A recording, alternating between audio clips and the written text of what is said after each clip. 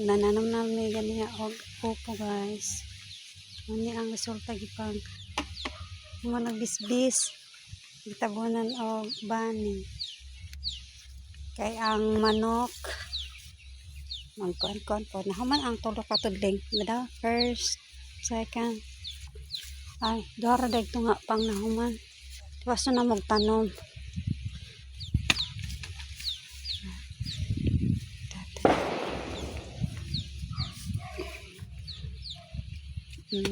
Taas-taas pa mo tamanan.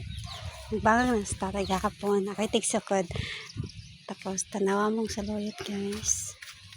Oh, sariwang saluyot. Tambok kaayo. Okay, nabigid ang bani. Nabigid ang bani pantabon sa tanom. Imbis nagitam na nangamo ang palyahan. Og upo nang daghanan og bunga guys. Tara among gitanom. Upo.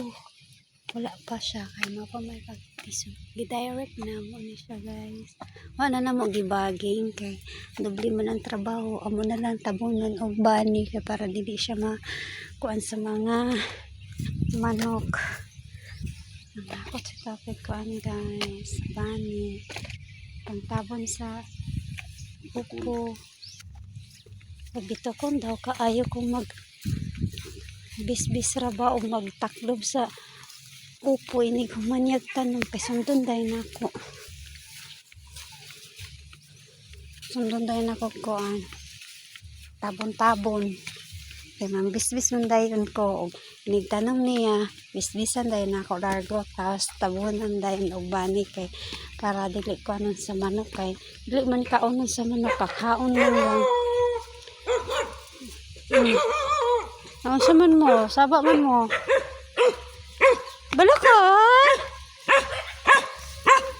Naon sa man ka balakon? Buang ka blukoy. Abi niya glaing tao. Naon sa man ka balakon? Nasuko ikaw. Ay, ganito ka. Wala ay. Nananong ragali. Mi.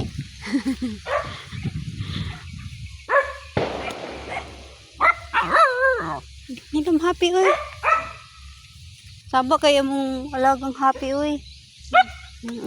Nagsimot man. Lay. Sagad naman kagdagan oy. Sagad naman kagdagan lukoy. Bagan karon. La, sumbagon. Dito.